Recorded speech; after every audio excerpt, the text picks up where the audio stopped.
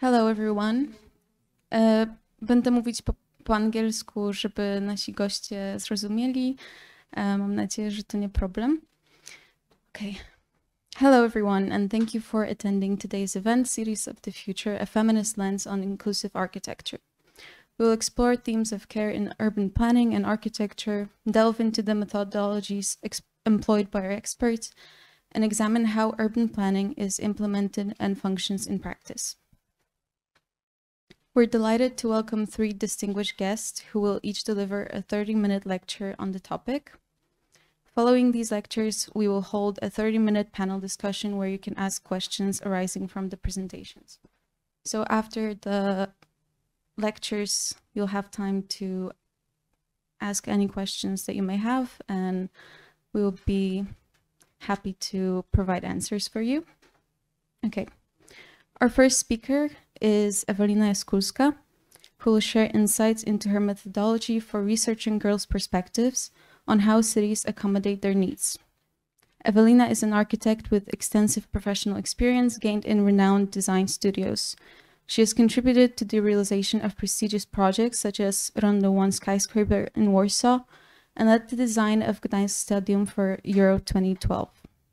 Since 2019, she has been a co-founder of Molekuły, a research design studio, and a co-initiator of the research collective Architektury, conducted by the Katarzyna Kozyra Foundation.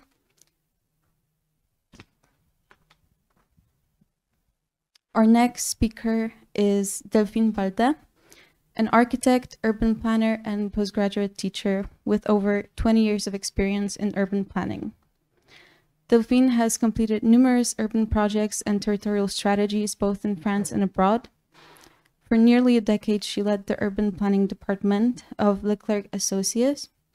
In late 2018, she co-founded Les Studios Sana Balde with Anna Sana to explore architecture and urban planning through innovative communication strategies.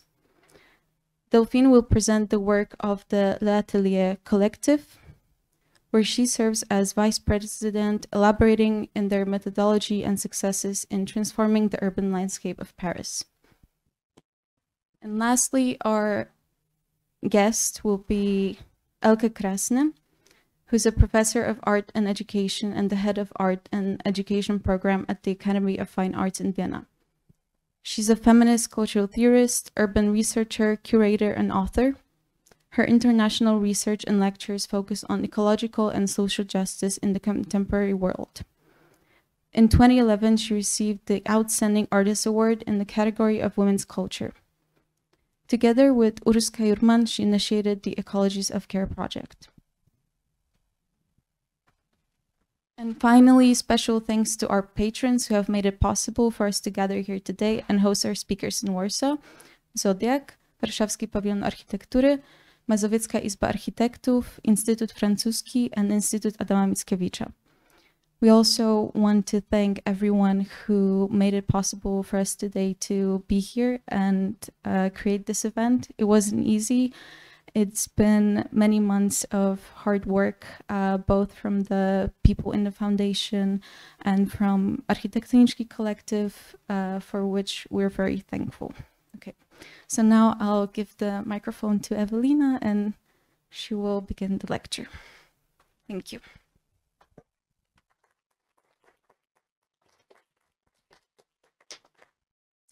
Hello, everyone.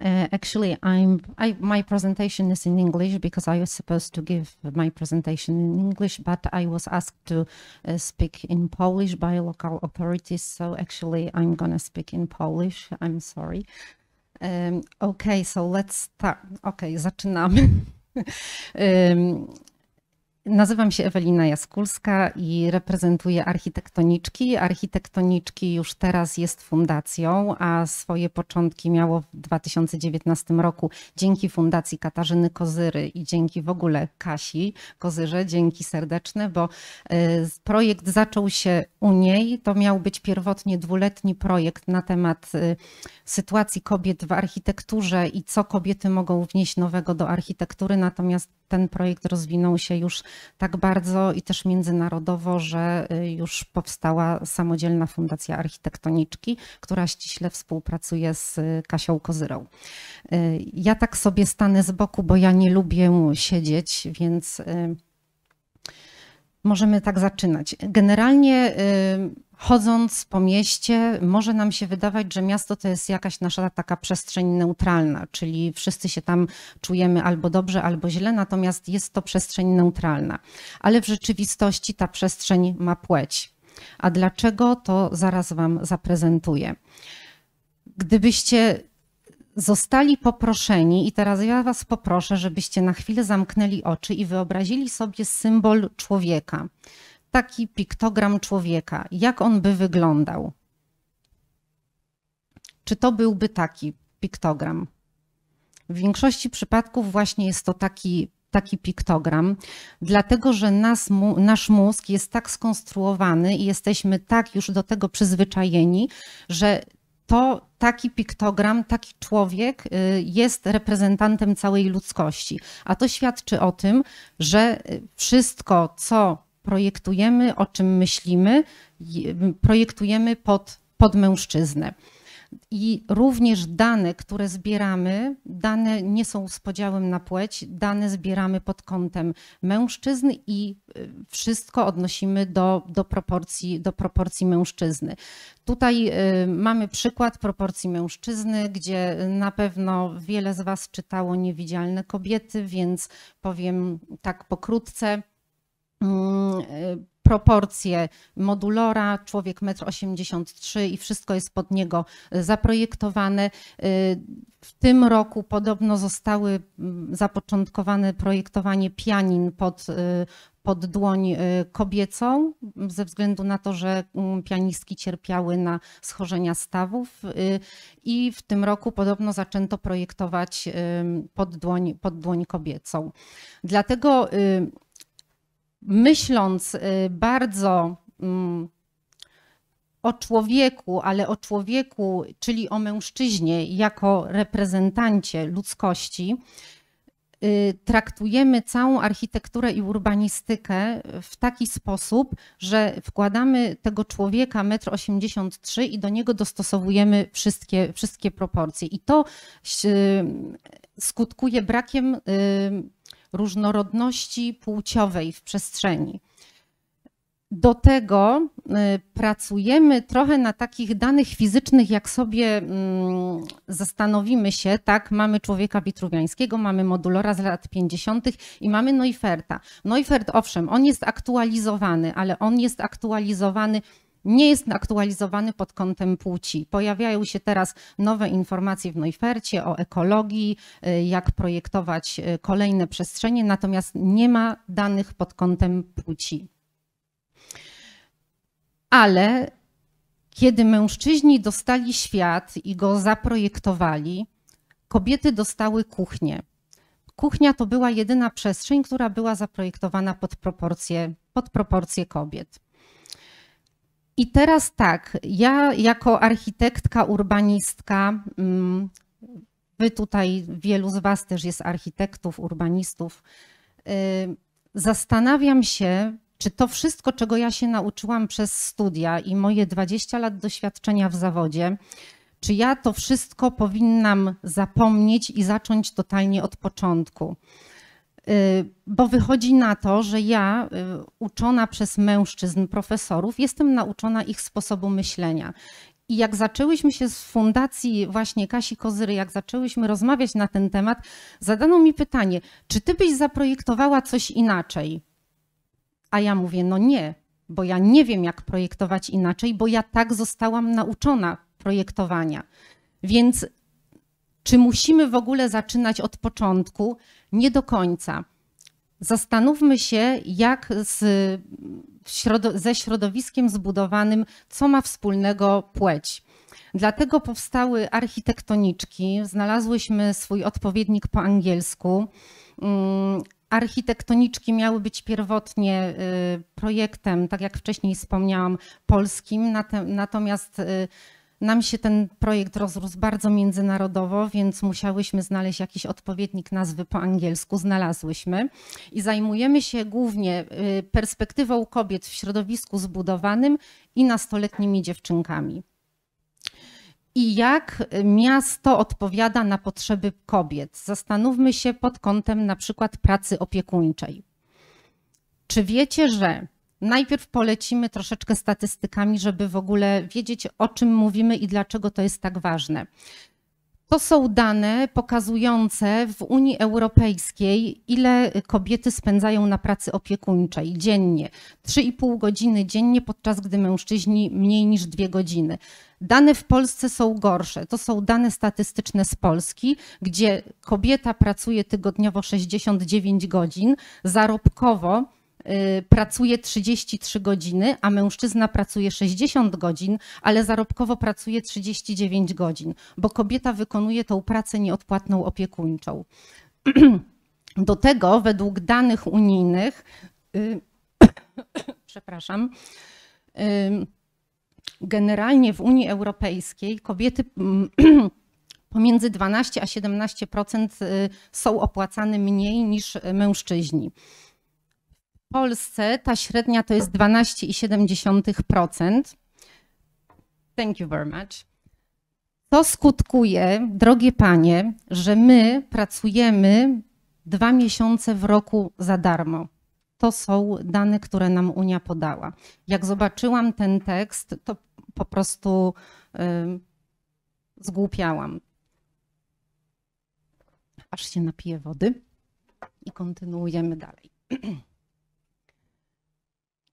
Podczas gdy praca opiekuńcza to jest 9% produktu krajowego brutto, to jest 11 bilionów dolarów na świecie. Ja przeczytałam takie dane, że w Australii, gdyby wyceniono pracę opiekuńczą, to jest 40% produktu krajowego brutto Australii. Natomiast te dane były w jednym miejscu, nie podaję ich oficjalnie tak na prezentacji, ponieważ nie wiem, na ile one są zweryfikowane. Priorytet w mieście, teraz mamy dużo dyskusji na temat, jak wyrzucić samochody z centrów miast, w ogóle jak rozwinąć komunikację miejską. Dlaczego? Dlatego, że priorytet w projektowaniu miast został nadany ruchom linearnym. Mężczyzna jeździł z domu do pracy i z powrotem, podczas gdy kobieta porusza się zupełnie inaczej właśnie przez tą pracę opiekuńczą dodatkową, którą wykonuje. Do tego dane pokazują, że znacznie więcej kobiet korzysta z transportu miejskiego. Codzienność kobiet mniej więcej wygląda w taki sposób jak na wykresie. Dlatego zaczęłyśmy prowadzić warsztaty z kobietami. Jeździmy po Polsce, prowadzimy warsztaty z kobietami i dowiadujemy się, jak one funkcjonują w mieście. I to są bardzo ciekawe dane. Możecie sobie ściągnąć, ostatnio raporty są na naszej stronie z ostatnich warsztatów, z ostatnich spacerów, które prowadzimy, o których też będę mówić, ale generalnie prosimy kobiety, dajemy im pustą kartkę A4, na środku rysują dom i od tego domu mają narysować swój sposób poruszania się, gdzie one chodzą. I nie ma matki, która uczestniczy w tych warsztatach, która nie powie, że okazuje się, że ona w ogóle sama dla siebie nigdzie nie wychodzi. Wszędzie, gdzie idzie, to albo na zakupy, albo jedzie gdzieś z dzieckiem. To w Krakowie jest przykład, jak taka mapa wygląda, co nam kobiety mówią, jak się poruszają, jakie przestrzenie zaznaczają, w których miasto powinno interweniować z różnych względów. A to jest taki przykład, co wychodzi. Robiłyśmy projekt Alei Jerozolimskich, który był wystawiany w Muzeum Sztuki Nowoczesnej. I tam prosiłyśmy kobiety, żeby rysowały nam swoje codzienne ścieżki. I to jest przykład jednej mamy z Powiśla, która wówczas miała dwójkę, jedno dziecko żłobkowe, drugie ze szkoły podstawowej. Odprowadzała dziecko do szkoły podstawowej, potem do żłobka i potem szła na kolejkę i jechała do pracy. I według jej obliczeń, ponieważ ona, poruszając się z dzieckiem wówczas w pierwszej klasie szkoły podstawowej, ona nie idzie z taką prędkością, jak Google pokazuje, bo Google mierzy krokami mężczyzny. Ona idzie znacznie wolniej. Cała ta trasa zajmuje jej godzinę 20 minut. Gdyby ona tej pracy opiekuńczej nie pełniła, to z domu do pracy jechałaby 24 minuty. To jest prawie godzina w jedną stronę. To jest dodatkowa godzina, za którą jej nikt nie płaci. I jak jeszcze miasto zawodzi kobiety?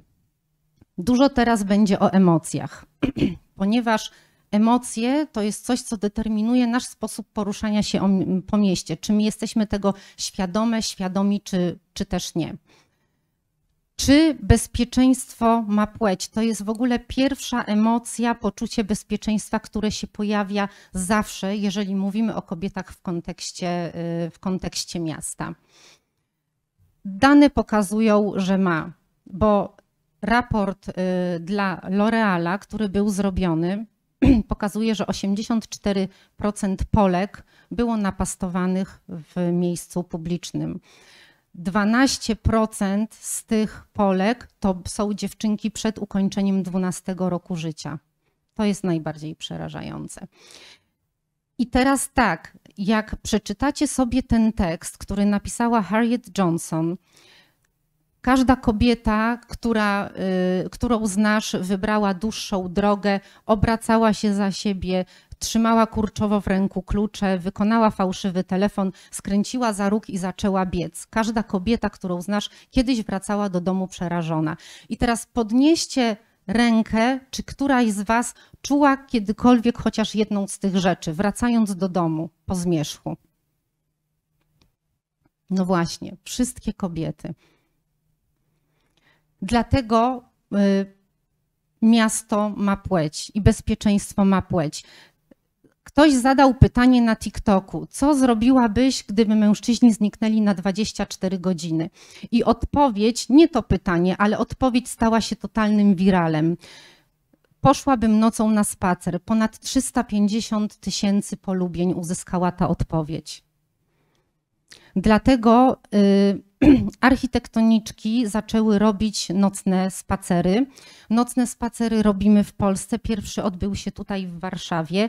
Ja w tym tygodniu w piątek jadę robić nocny spacer do Krakowa, więc tam mam chyba jeszcze 2 miejsca wolne. Jeżeli macie jakieś znajome, które chciałyby wziąć udział, to zaproście. Też już jeździmy po Europie. Tutaj akurat jest plakat, który zrobiono w Rumunii, bo tam nas zaproszono, żebyśmy zrobiły też nocny spacer. Nocne spacery wyglądają tak, że chodzimy z kobietami po mieście, dużo z nimi rozmawiamy, chodzimy przez różne przestrzenie, jak najbardziej różnorodne, żeby pokazać różne perspektywy, żeby ocenić różnie ich emocje, ale my nie tylko chodzimy po mieście. My chcemy, przepraszam, znowu się napiję.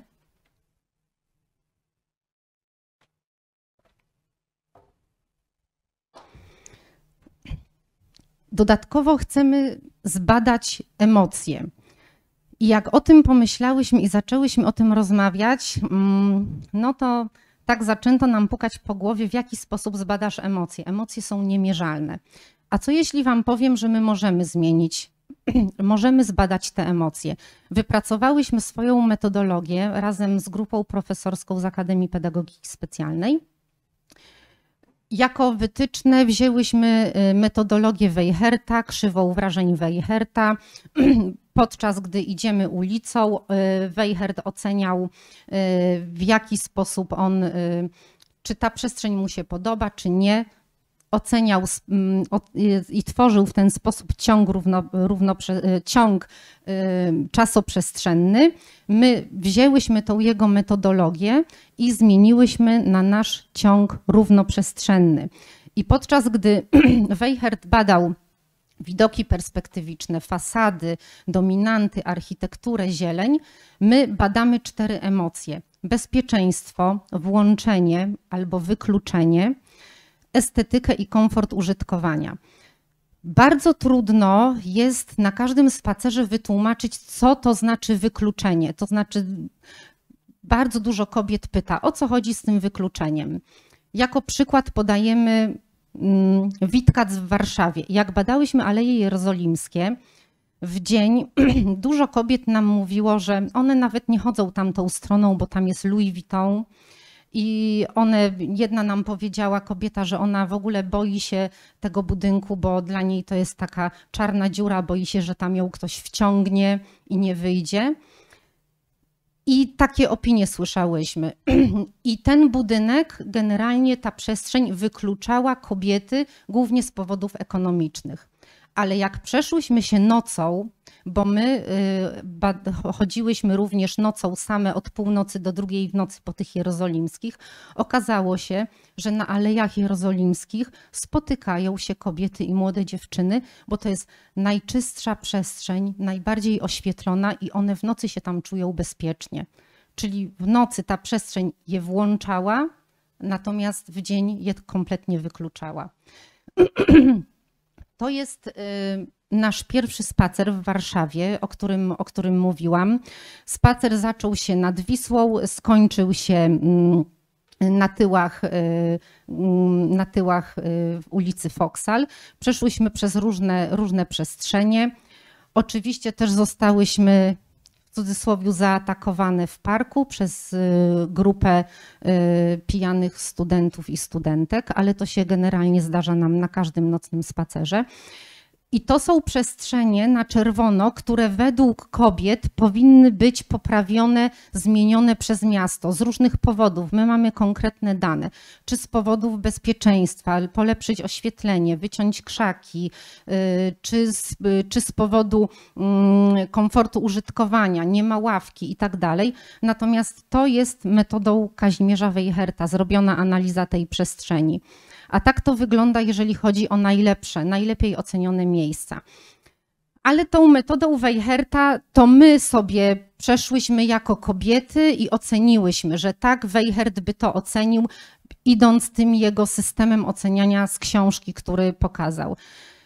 Spacer, który zrobiłyśmy ostatnio w Sopocie, był to spacer w przeciągu dnia. Zostałyśmy poproszone o zrobienie spaceru w grupie mieszanej. I tutaj brało tam udział prawie 30 osób, taka grupa mi się zebrała. I to są wszystkie wykresy tych osób, ale jak podzielimy te wykresy na kobiety, na mężczyzn i na osoby, które nie zaznaczyły płci, bo też były takie osoby, to wychodzą nam, to jest wykres samego bezpieczeństwa. Kobiety wskazały aż 3 miejsca, które według nich nie są bezpieczne, natomiast mężczyźni nie wskazali ani jednego takiego miejsca. To są kolejne elementy. Tu mamy bezpieczeństwo, tu mamy włączenie, tu mamy estetykę i komfort użytkowania. I te czarne punkty to są przestrzenie najgorzej ocenione przez kobiety. I widać różnicę, jak mężczyźni, jaką mają perspektywę na przestrzeń, a jaką mają perspektywę kobiety. Czy wiecie, że żaden kraj na świecie nie spełnia konwencji o prawach dziecka? A wiecie dlaczego? Dlatego, że konwencja o prawach dziecka, artykuł 31 mówi, że każde dziecko ma prawo do swobodnego poruszania się, do udziału w aktywności fizycznej, do udziału w życiu kulturalnym. Każde dziecko. Czy wiecie, co to jest? Zaraz się dowiecie. Najbardziej wykluczoną grupą społeczną w przestrzeni publicznej są nastoletnie dziewczynki. To jest projekt ostatni, który został zrobiony w Wielkiej Brytanii przy współpracy z taką grupą Make Space for Girls. To jest projekt Przestrzeń zrobiona specjalnie dla nastoletnich dziewczynek. Roczny projekt warsztatów z dziewczynkami, analiz. My jako architektoniczki badamy tereny przyszkolne. A dlaczego? Dlatego, że według nas są to pierwsze miejsca, w których dzieci są bez opieki rodziców i tam tworzą swój obraz, tworzą siebie w kontekście całej grupy, całej społeczności. Tutaj dzieci uczą się, w jaką pozycję w społeczności zajmują, bo taka jest prawda, że jakąś pozycję zawsze zajmują, ale są bardziej swobodne w przestrzeni terenów przyszkolnych, bo nie ma rodziców, nie ma takich restrykcyjnych warunków jak w klasie i można wysnuć taki wniosek, że generalnie te dzieci na tym terenie przyszkolnym mogą być kim chcą. Ale czy rzeczywiście mogą? Zaczęłyśmy badać, to jest pierwszy teren przyszkolny, który zbadałyśmy pod Barceloną. To jest jak chłopcy poruszają się po terenie przyszkolnym, a to jest jak dziewczynki. Chłopcy zajmują centralne przestrzenie. Szkoły są zaprojektowane przez futbolocentryczny układ wszędzie na świecie. Jak projektujemy szkoły, zawsze projektujemy boisko. To jest w ogóle must have każdej szkoły. Ale przez ten futbolocentryczny układ, czy chcemy, czy nie, wykluczamy wszystkie dzieci, które nie grają w piłkę nożną i są to również chłopcy, którzy nie są futbolowi, i wykluczamy dziewczynki, bo dziewczynkom grać w piłkę w cudzysłowie nie wolno.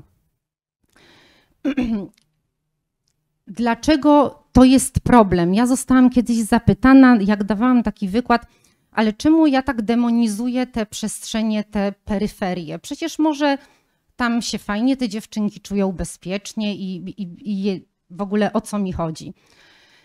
No chodzi mi o wiele, ponieważ robimy również z dzieciakami warsztaty i ankiety i okazuje się, że ulubioną formą aktywności zarówno chłopców, jak i dziewczynek jest aktywność sportowa.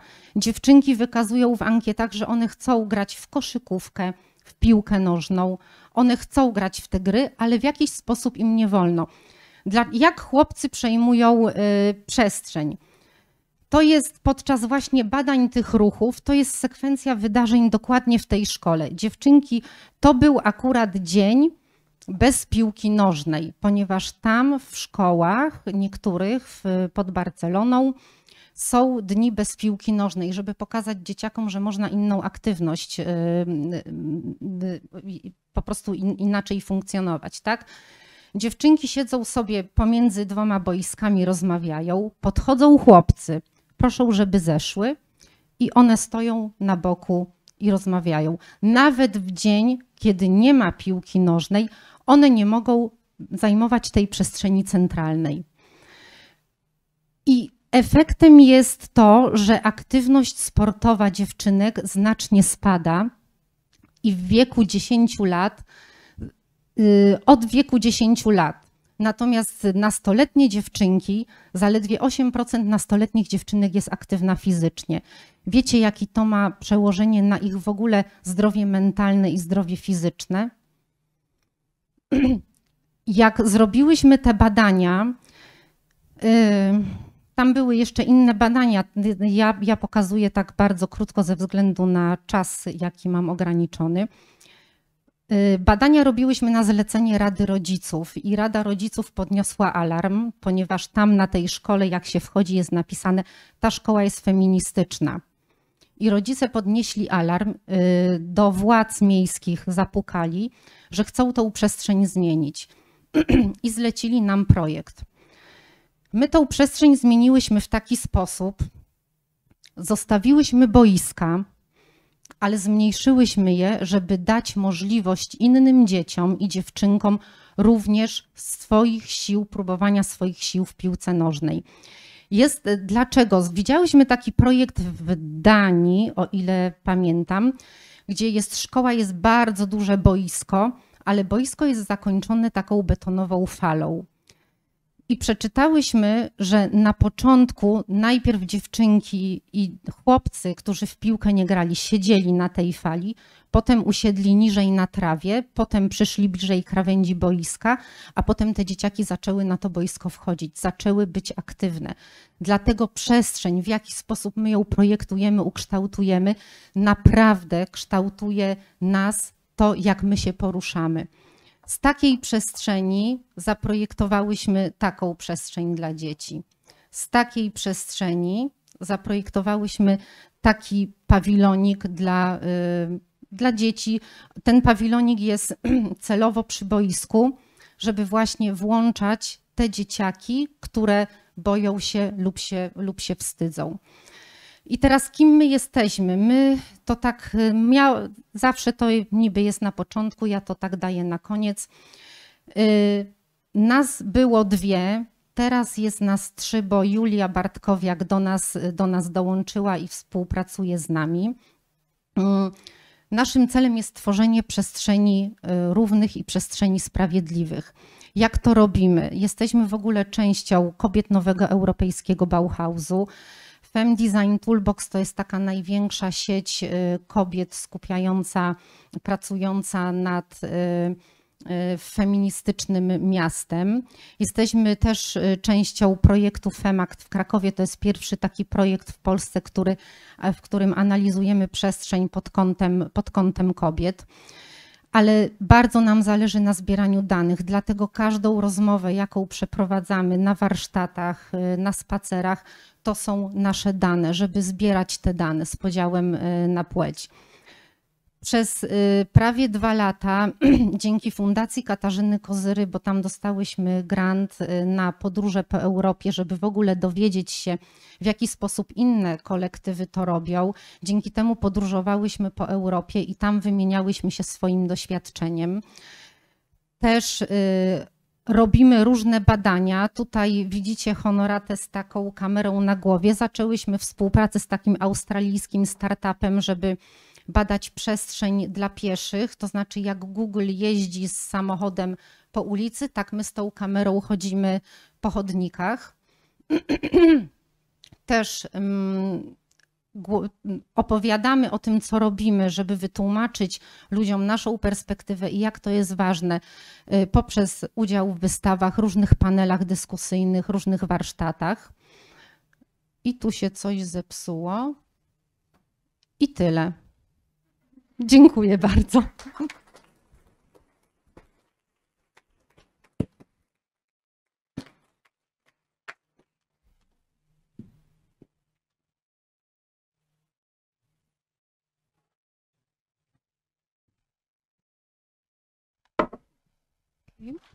Thank you very much, Ewelina. That was very interesting.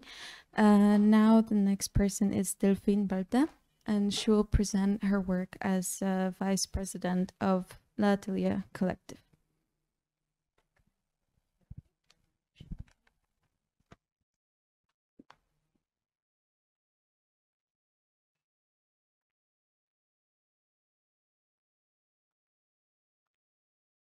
Okay.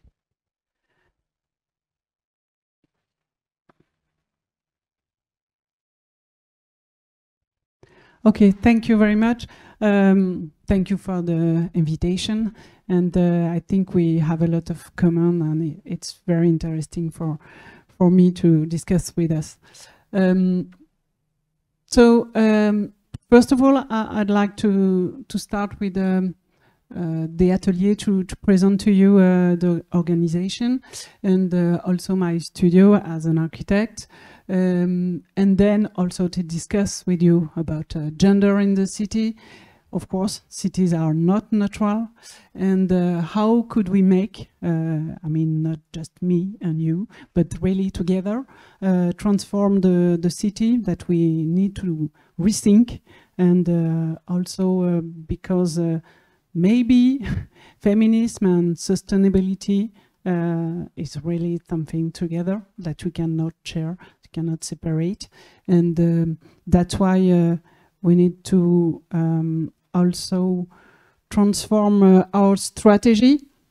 That's why I'm really active, and no, I need to be, yeah, okay, thank you very much. So our organization is it was also the joke. Yes, perfect. Thank you.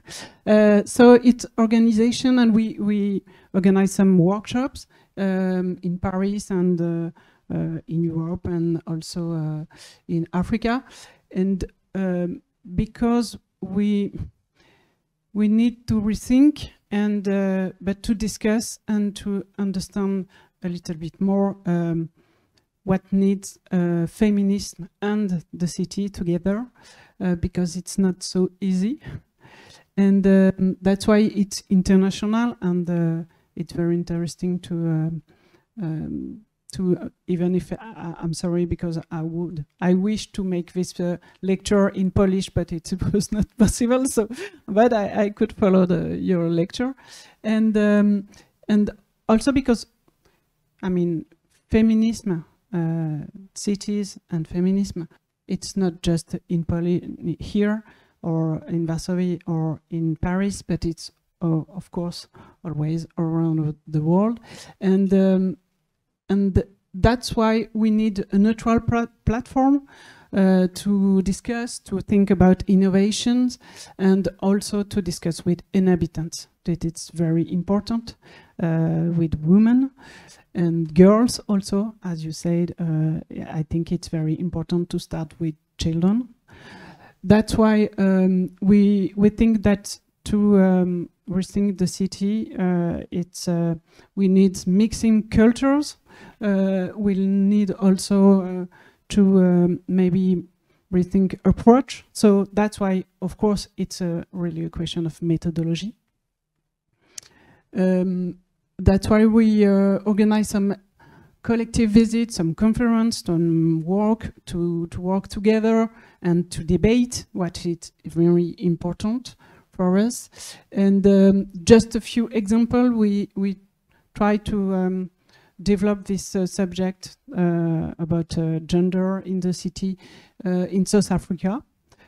Of course, it was not the first question, but we try to improve always in this kind of strategy, global strategy, how we can replace this kind of major subject for us. And even if it's a very large scale, we have to think about uses for women in the city. And we try to do it also in Kampala, in Africa, in India. I mean, even, of course, if we talk about the transport and infrastructure networks, then we speak about women, because we say that most of the women use transport public.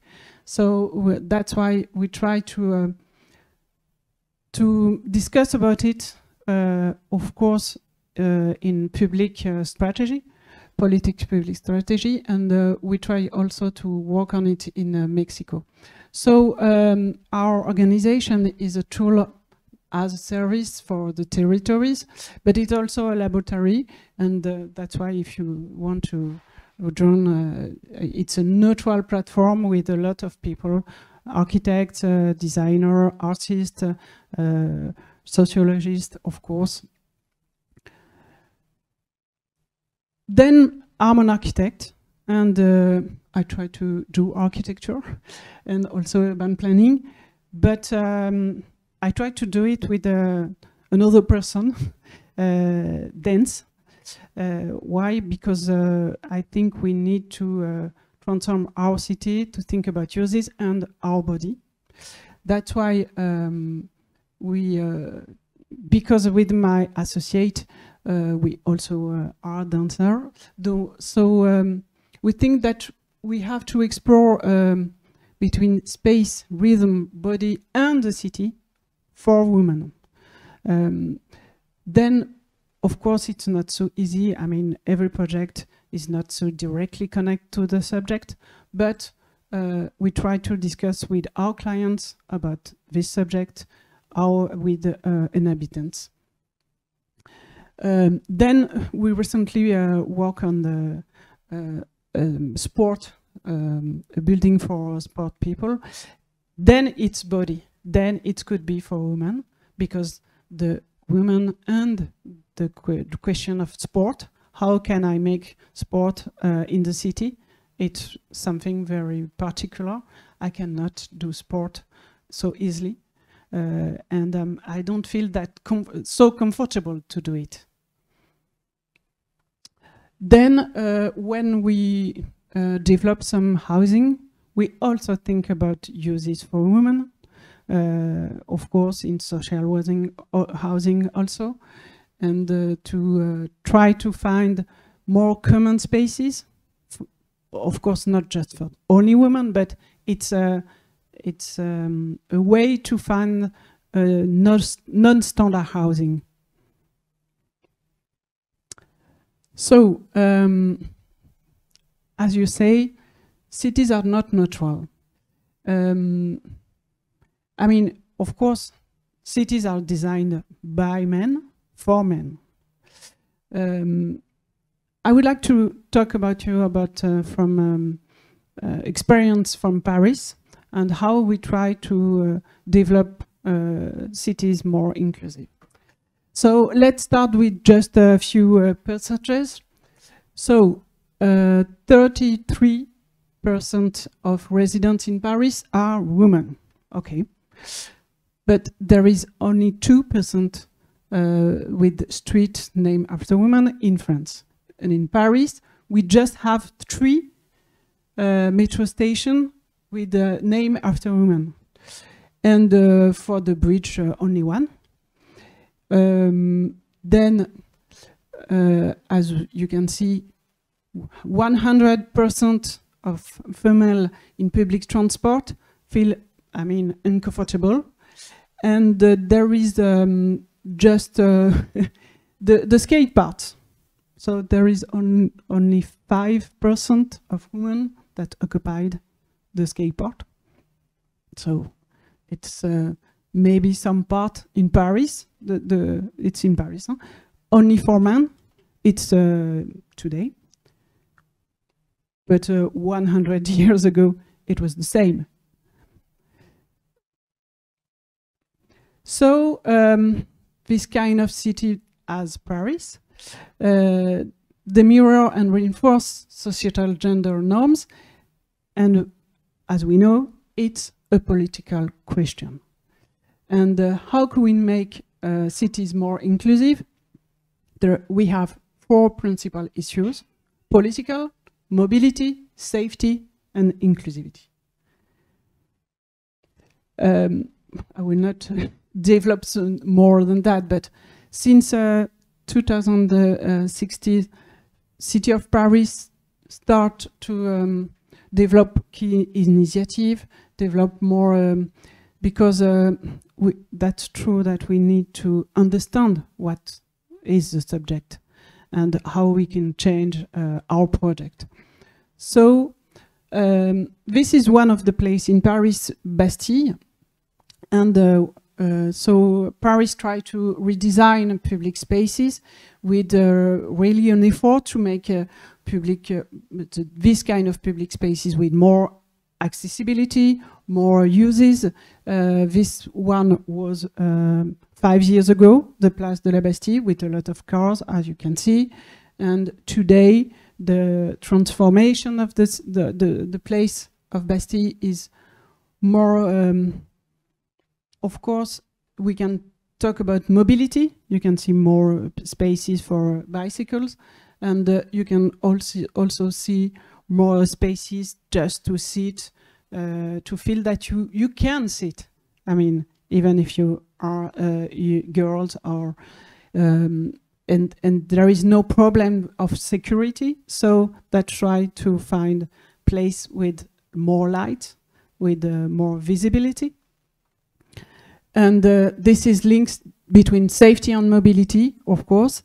And the city of Paris try to program this kind of space that have more illuminated streets, and also the how could you improve the place for women.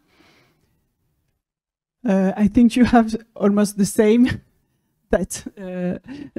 And even that it's let's talk about it, and if you see in the bus or in the metro this kind of difficulties, you have to react. You have to talk about it. You have to protect. So it could be, how could we talk about the violence, and also some just facilities for women, like of course or co-working spaces for women, or just childcare services, or just facilities. How could we talk about it together? It's important to communicate. This kind of picture that you see here was for high school, and just to encourage to talk about it. And it's, I mean, maybe just if we have one of kind of communication, it could be the beginning of a transformation. Then you talk about schools, and I think we have the same approach, and also because of the if we share differently the space of the schoolyard, then it's also a way to have more uses, more landscape, more trees, more I mean it's also a beauty space. So that you have to learn to share the space. So it could be also, how could you have something more for climbing instead of football? It could be also a way to play together. That it's not so easy. Today, I think that girls are in the part and the boys are in the part. So we say that it's a political question. That's true, and but it's not just only for politicals. It's also for a question for us as an architect. And that's why we probably have to think that it's not, the gender is a way to develop something, I say more sustainable, for sustainable city, but also for all people, for of course people that cannot use so easily the city. So that's why this kind of subject has to be in all the projects, not just some part, or just for a school, or for a particular subject. It has to be for every budget that has to be for the public space, or even in the housing subject. That's why we think, as an architect and urban designer, that we could use a new vocabulary that talk about the body. How could we maybe play in the city, dance in the city?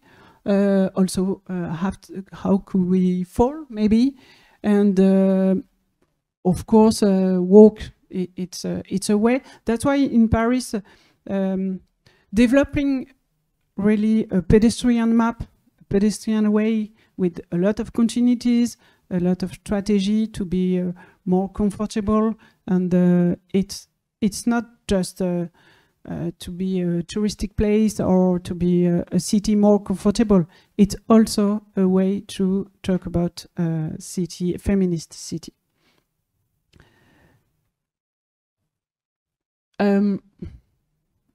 It's also a subject to develop project with inhabitants.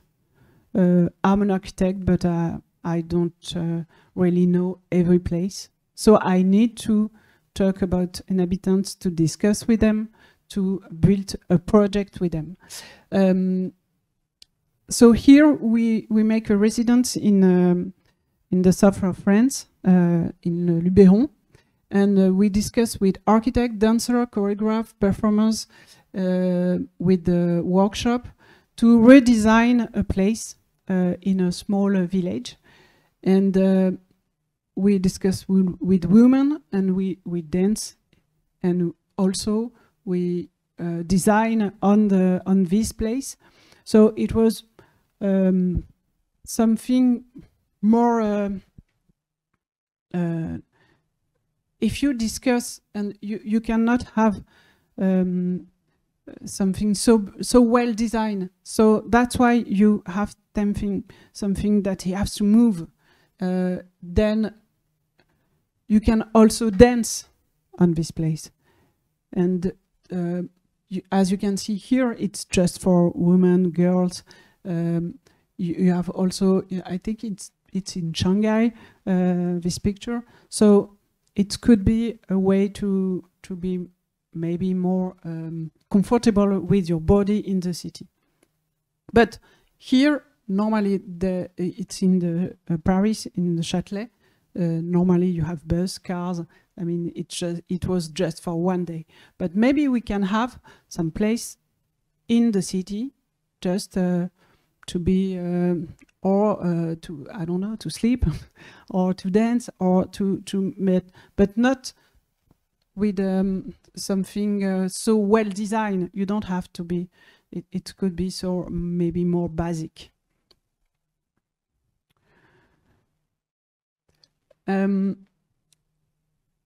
I'd like also to share with you another experience. It's just a research with the minister, and the subject was a sustainable city, and we proposed to develop the subject gender in the city, and we try to develop just the bike in the city for women, and it was with an organization to learn for in the social district close to Paris, a place just to learn how can I move with my bicycle in the city. That it's not so easy for some place. So this is a way also to learn more action and to develop more because you have some research with the university about that. So we say that cities are powerful tools for shaping society. Maybe I'd like to discuss with you that how gender inclusive is your city here in Varsovie, and because I really like Jane Jacobs, maybe you know her, and she said that cities have the capability of providing something for everybody only because and only when they are created by everybody, and I think it's really the subject. So let's make our cities truly inclusive. Thank you.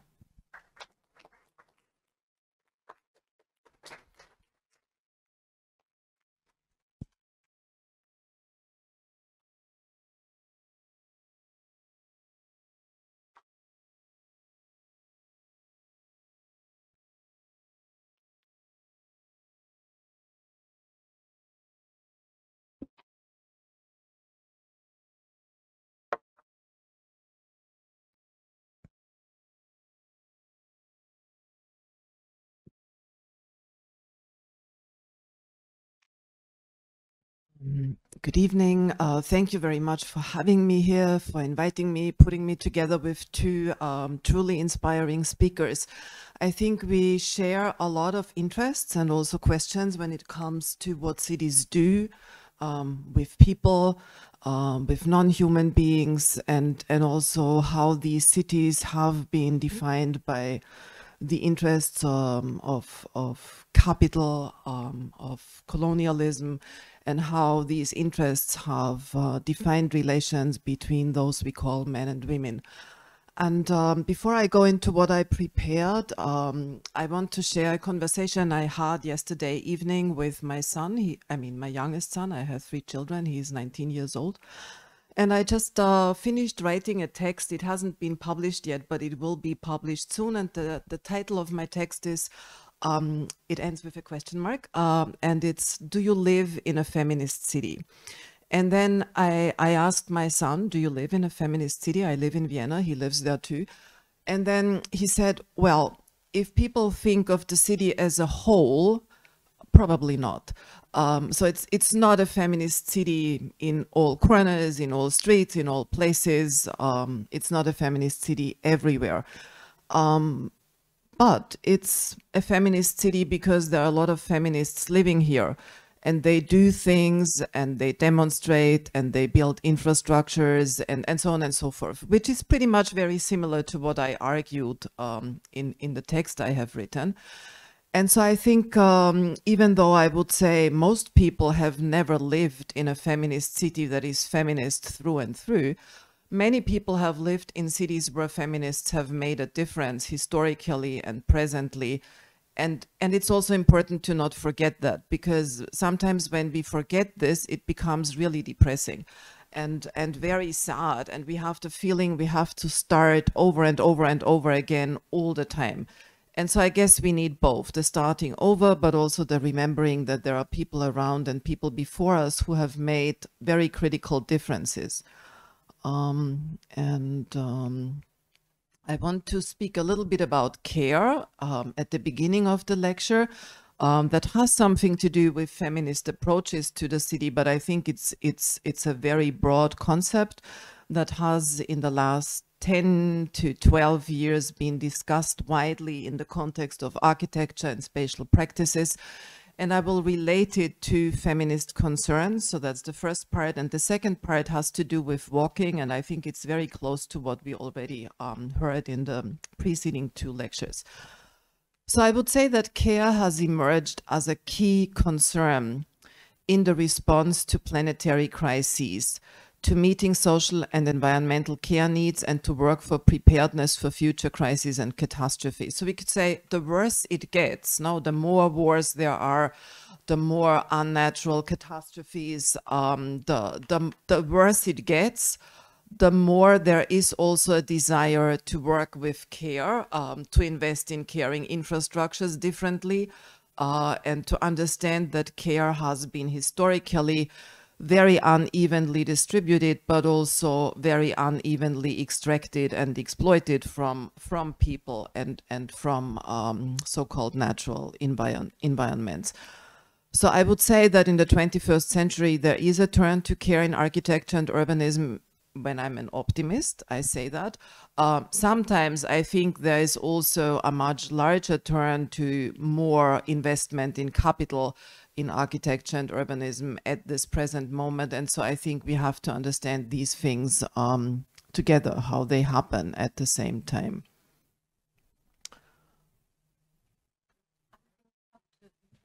I have to use this one, I'm sorry. So, okay, so more text. But now I'm not synchronized. So what I see is not what you see. So wait, so now we see the same thing. So this is a very basic definition of what care is. It's the provision of what is necessary for the health, welfare, maintenance, and protection of someone or something. And I know that care also speaks a lot to affects, to emotions, to things that have to do with empathy. And I'm very much appreciative when people tell me about this, that most of the time when I give a definition, these emotions are not being listed here. So I think they're important. We have to acknowledge them. We have to think about them. But I also think that we cannot run hospitals on empathy. We need to run them on infrastructure. We need to invest in how they are being built, not just hospitals, but that's an example I like to use. So in a way, what I'm interested in how care, which is critical, essential for life, survival, and survivance, is something that has to do with the built environment very deeply. And this is probably where the feminist perspective also comes in. Care is needed by living and sentient beings, as well as by the environments these beings find themselves in. And it's also provided by these beings and the environments they find themselves in. And so we can see that between need and provision, there's a lot of space for conflict. There's also a lot of space for solidarity, but how the space between needs and provisions is economically and politically navigated and defined and ultimately built is something that we are discussing when we think about care. And as I said before, I think that architecture and urban infrastructures are central to this provision and continuity of care that is very much needed. So I need to do two things. And as I said before, I'm looking at this turn to care in the first part of my lecture, and then I'm looking at a walking practice called Feminist Nightscapes, which commemorates something that has been happening since the 1970s and is called Taking Back the Night. And I begin with sharing just a few examples of architectural collectives, architectural practices that have been working with and around care over the last 10 years. So the first one is an example from Finland. I mean, the performance you see is not in Finland, but the collective is a Finnish collective. They're called Vapa. And in 2024, they worked on architectural acts of care. They bring these acts of care into the public space, but they are also connecting the water they work with to mark the sea level rise, and in a way to speak to the predicament we find ourselves in. And we've heard in the preceding lecture that we should think feminism and sustainability together. And I think in a specific way, they do a similar thing. They think the crisis of bodies and the crisis of the environment as inseparable. And we could say they do it in a performative way, even though they also have a building practice. At the same time, in Helsinki, there was an exhibition at the Finnish Architecture and Design Museum. So they used to be two separate museums, but now they have become one in two buildings. And this exhibition was called Fix, Care and Repair, even though I'm maybe slightly skeptical of fix, because fix very often says we can fix it fast. And also the word techno-fix is one I don't like so much. So even though I'm slightly skeptical about the first part, about the fix part, I mean, I know we need to fix a lot of things, but I think we need to fix them maybe differently from fixing them in a fast way. I like the care and repair part quite a lot. And here they bring together questions of repair, of maintenance, in both architecture and design. So they go from the scale of building in architecture to the scale of objects, which I find is an interesting approach. And the examples that I'm choosing, I'm not a practicing architect, so the examples I'm choosing come a lot from the field where architecture is also communicated to the public through performances, through exhibitions, through festivals. So in the space where culture and architecture, we could say, meet in order to speak about architecture maybe differently. The next example I'm choosing is one that I'm actively involved in and with. It's a group of practitioners, curators, artists, architects that come together under the name of Ecologies of Care, and we organize this together with Urška Jurman. She's a cultural worker, activist, and art historian who is based in Ljubljana. And the two of us, I mean, we started this during the pandemic when it was really difficult to come together with other people, and when we were missing these conversations in physical space that we can have again now. And so we started convening people on Zoom in order to have exchanges, but we were at the same time also very interested in, let's say, curatorial practices that are spatial, that go beyond the museum and that go into public spaces, be they public spaces like streets or squares, or public spaces like water, air, green environments, forests, which is in a way also what we are interested in, how we can understand public spaces beyond these paradigmatic public spaces of the street and the square, and understand that many other places are also public or common, even though we have maybe in our political imaginaries not really, or cultural imaginaries not really learned to understand them as public. The first, or one of the examples that I'm sharing here, on which people who are active in the ecologies of care group work, is or was a community garden in Ljubljana, active between 2010 and 2022.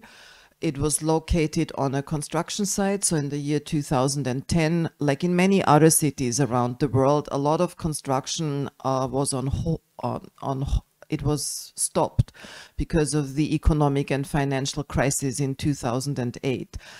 And then a group of 4 people started to work with the neighbors. The neighbors lived in the building you see here, in order to transform this space that was empty, that was supposed to become a building, and make it into a community garden. And they also negotiated a lot with the municipality, which I find a very interesting approach. So how citizens, maybe soft activism, and municipalities come together and understand that there also can be a development of new legal frameworks. And the legal framework that was new for Ljubljana at the time was that of interim use. And we could say interim use can be a mechanism through which added value is generated by people. So it can be easily absorbed into capitalist urban development. But it can also be a way through which people can reclaim their right to space, and actually then by prolonging the interim use from year to year can be in a site for a very long time. And so this is what happened here. So the interim use was ongoing for 12 years through these negotiations, careful negotiations, I would say, with the city. And the outcome now is that there's going to be a new social housing being built, following from a lot of conversations between citizens, the original 4 activists, and the urban planning department, rather than turning this into a development for capital. So I think that was a very long and very, let's say, caring, careful process. I have to be a bit faster, I think. So the next example I want to share is a studio that Ana Pujana, architect from Spain, teaches at the ETH. The ETH in Zurich is probably not known for being a feminist university, but they also know that they are losing credit points on the international ranking if they are not investing in themes like gender and feminism currently. So if we look at this a bit cynical, we could say the fact that they have hired a lot of new people who are female and who are doing very interesting work around gender and feminism gives more credit to this university. But of course, it brings content to this school that was never there before, which is really super important. So since 2023, Ana Pujana has been running a studio that is called Architecture and Care, and has worked very narrowly on care themes that have to do with reproductive labor, with healthcare, with reproductive justice. So things that are very narrowly defined as what we understand as care. Then I also want to acknowledge the work of Huda Tayyop, who has for a long time lived and worked in South Africa and has recently moved to the UK, and she has done a more than 10-year-long research on black markets as transnational architectures of care, where she observed, did a lot of mapping. So that was one of the strategies we also heard about in the previous 2 lectures, in order to understand how people who are not architects are actually producing spaces and infrastructures of care, and particularly transnational networks of care established and maintained by female labor. And then I want to share another example from Mumbai, from the School of Environment and Architecture. It's a self-initiated architecture school, also running for a very long time now, and they dedicated their 2023 season to questions of care, even though their engagement with care dates back to 2016. So they have been working on this for a long time. So an other dimension that comes to the fore in the lecture here is that architectural teaching and pedagogies are a very important field when we think about the future of architectural production, how feminist concerns, but also feminist architectural, urban and spatial practices can come into the real world by way of teaching pedagogies and architecture. And another example that I want to share here from the context of a design biennale is the Care Pavilion that was curated by Chinese curator Nai Wang. She's based in London, and she used the space in order to bring together architects, designers, and activists to have conversations how care can be understood otherwise and differently, and also practiced differently. Two of the recent books that have come out are shown here, and one by a practicing architect, Izaskun Chinchilla. It's a book that has originally been published in Spanish, so it's a bit older, but only now translated into English. The Caring City and Architectures of Care, from the Intimate to the Common, is really fresh off the press. It was edited by Brittany Utting, and I very much, I'm sad that I didn't meet the deadline. So, I mean, I was one of the invited authors, but as it is, we have a lot of work in our lives, and sometimes we cannot contribute to all the things that are actually out there and important to contribute to. And I've also put like my own engagement with care in the lecture today. So in 2017, Angelika Fitz, who is the director of the Architecture Center in Vienna, and myself, we contributed to the Vienna Biennale and invited a number of internationally practicing architects to come to Vienna and to collaborate with local practitioners who are not architects. So expertise is ranging from community organizing to biology, and to develop proposals for what you're looking at. So this is it's a very, I mean, the site has a very complex history. So the site was a train station. It was also a train station from which there were direct trains to Auschwitz. So it's very much a historically, politically painful and wounded site. And it is currently one of the largest centrally located urban development projects in Vienna. And the infrastructure of housing that is built there is a bit higher.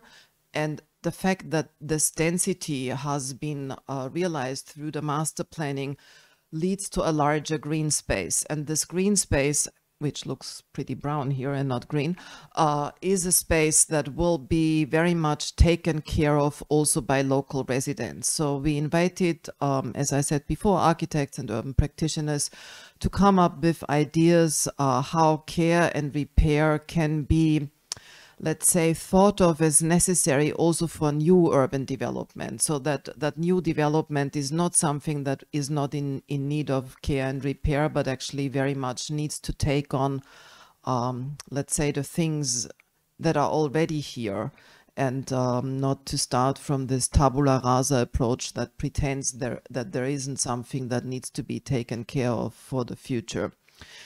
And we then also organized in 2019 an exhibition at the Architecture Center in Vienna, bringing together 21 examples of architectural practices that work on dimensions of care that were all realized in our century, let's say the 21st century. And this is the definition that I've been working with for a long time. It was given in 1990 by Berenice Fischer and Joan Tronto. Berenice Fischer I mean, she was an educational scientist. She is no longer alive. And Joan Tronto is a political theory person, writer, and ethicist. And in 1990, they contributed an essay to a book called Circles of Care, Work and Identity in Women's Lives. And this is not a book about architecture. This is a book about care work. But I think I contributed quite a bit to the fact that this quote is now circulating in the architecture context. It's very much quoted by architects, by architecture curators, but also in the context of urbanism and design. On the most general level, we suggest that caring be viewed as a species activity that includes everything that we do to maintain, continue, and repair our world so that we can live as well as possible. So this is probably one of the broadest definitions of care that we can give. And even though they don't mention the word gender here, it is also very well known that that this work is mostly produced and provided by female people globally, paid for, unpaid for. So it's this kind of work that for the longest time, and still, as we learned before from the GDP statistics that you had, is not really paid for. The next sentence is the one that I think it was in 2015 made me think of architecture in relation to care. They write here that world includes our bodies, ourselves, and our environment, all of which we seek to interweave in a complex life-sustaining web.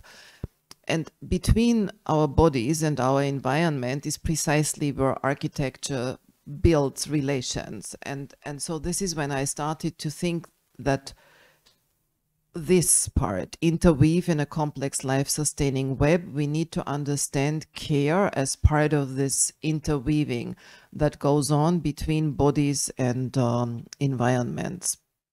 And this is the book we then published, where the 21 examples are being collected together, but also a range of essays written by practitioners, but also by theorists. This is a much more recent book by Joan Tronto, a very accessibly written book that gives answers to this question, who cares? It's based on a lecture that she has given, and Tronto argues that we should think about care in relation to democratic politics. So how care needs to be shared in ways that are democratic and not unfair and exploitative. And one of the models through which we can understand all the invisible work that is also produced not just to maintain bodies, but also the invisible work that is needed to make environments lively and to clean them and to care for them, but I would say in a certain way also to use them. So the images, when we see the bodies we saw before dancing in public space, I would say that gives something to these spaces that otherwise wouldn't be there. So in a very broad reading, I would also read these acts as acts of care in public when bodies move in quite different ways. And so this iceberg is a very interesting, let's say, diagram to understand that only the top of the iceberg, which is very much a metaphor that is used in many languages to speak about something that we see and then to speak about all the things that we don't see. So this is kind of the waged labor, the paid for labor, but all these other activities that also exist that make life lively. And on one hand, we need to argue that a lot of this work should be paid fairly. But then I think we should also be careful not to argue that all the things we do should be paid for. I think there should be things in life that are not monetized and that are enjoyed outside of the economies of money. So I find this very useful to bring this to the analysis of architecture.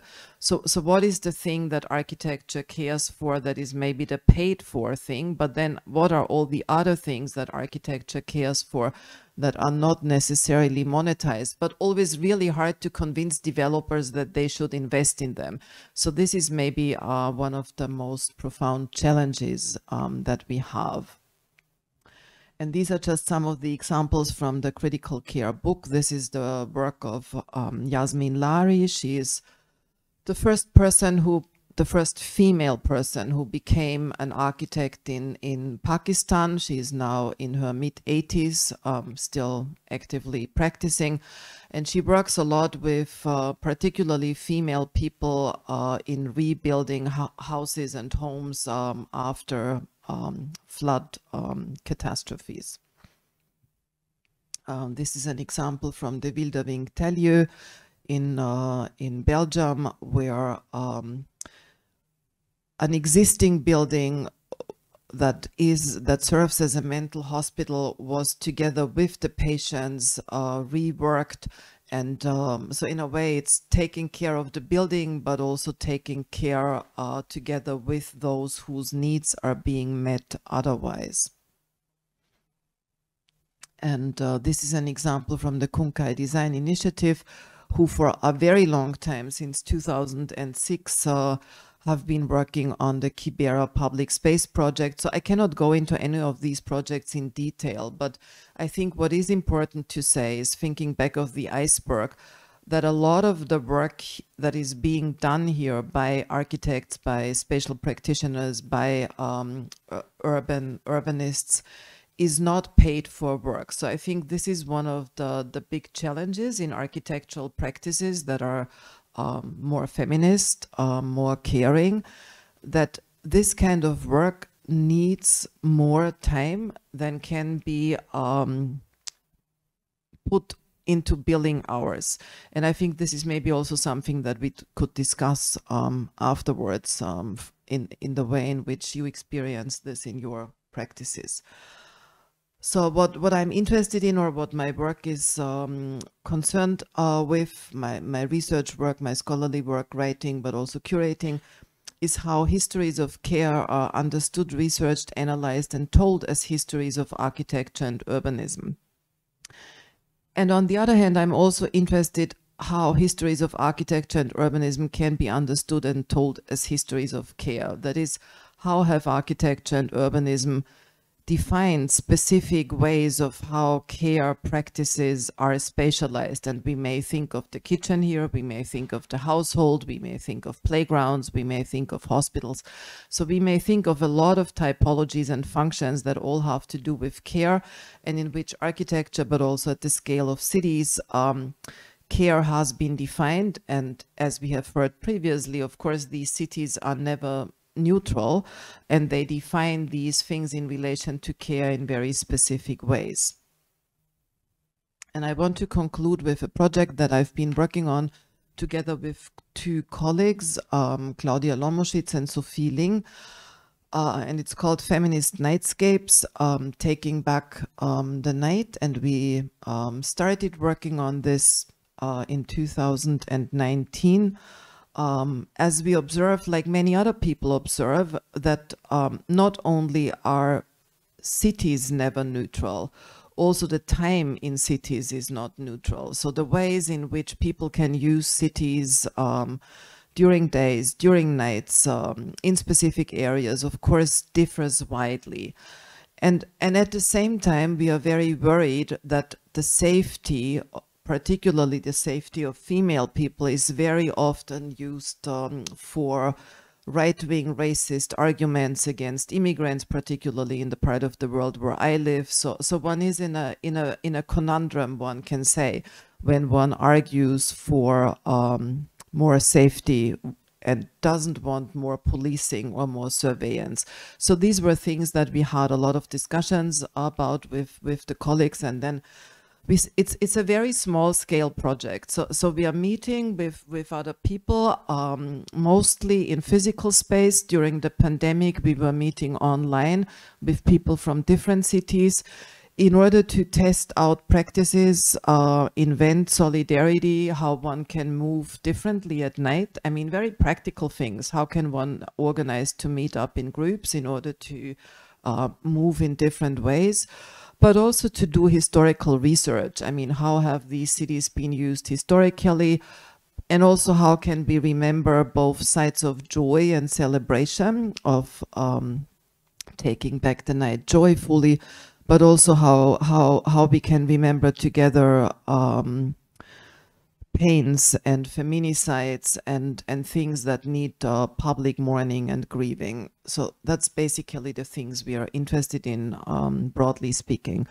So it's a long-term feminist spatial practice, and we organize these collective walks, as I said, in different neighborhoods and cities. And the aim is to take back the night, which is a slogan that comes out of the night. Oh, I'm so sorry. Yeah, wait. This is this, or this is not this. Maybe this is tired.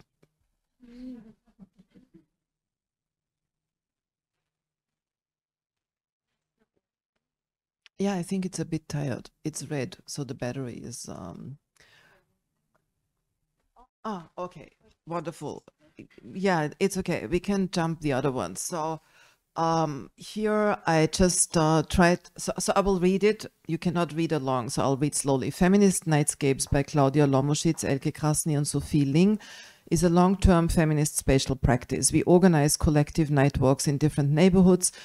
Groups take back the night, and this is the slogan that comes out of the 1970s, when in early 1970s there was a first women's and last, I mean, it was the first and only women's tribunal against violence against women held in Brussels, in Belgium, where more than 2,000 women provided testimony on all kinds of forms of violence, not just physical or sexualized violence, but also economic violence and exploitation. And it is in the context of this tribunal that was organized by Diane Russell that these Take Back the Night marches began. So people marching collectively at night, insisting that the night can be a time where one should be able to walk. And here we say that taking back the night is also a pre-enactment. So it's enacting something that may not be there every night, but it insists that it could and should potentially be there in the future. So pre-enact the feminist city, performing scores. Scores are performative prompts of doing things together, sometimes silly things, sometimes very collective things, moving bodies together, singing songs, so things that make us feel that we are not alone in space. Make use of urban infrastructure in maybe unforeseen ways. So it's not just teenagers that are interested in playgrounds in the night, but maybe also bodies that are a bit older, and bring together solidarity, joy, resistance, loitering, and supporting one another. And this image, in a way, and I can conclude with this image, it brings together something that is ongoing, I would say. So taking back the night since the 1970s, but then also this image, it's at a central square in Vienna, and there's a collective called Claim the Space, and every time there is a feminicide in my country, they call for a vigil there, or a collective mourning, and come together at the beginning of the night, I mean not during the night, in order to commemorate, but also to give space to people who want to share their sadness, and to have a space that shows that there is a public that takes care that these things have happened. So in a way, giving a space of sharing the grief, but also a space of resisting and claiming that there need to be better ways of preventing future such murders, because if we lived in feminist cities, these things would not be happening. So I'd like to conclude with this.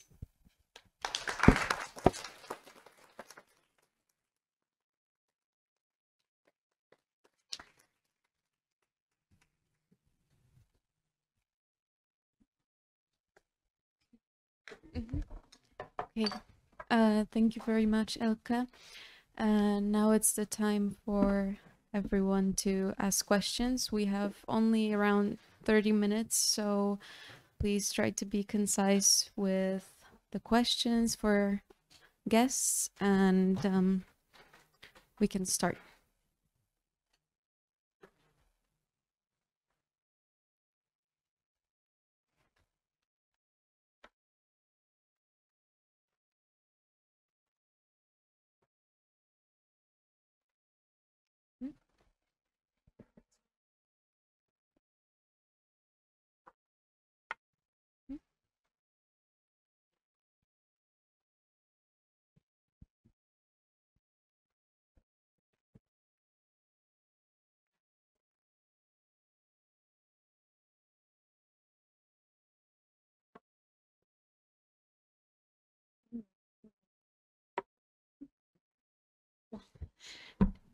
Hello, thank you very much for your talks. I will already start with a question since we are short on time.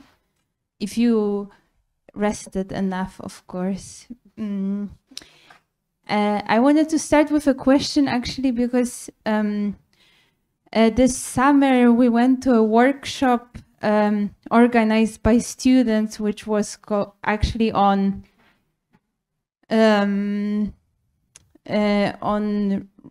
resting and kind of mental health that the students organized for themselves.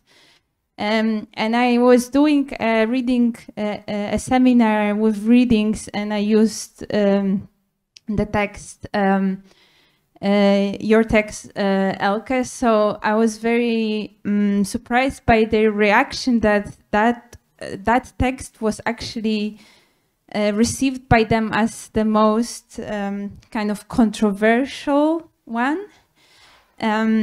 Because when we were talking about the care and the repair and how this is becoming more and more important part of the architectural practice, I'm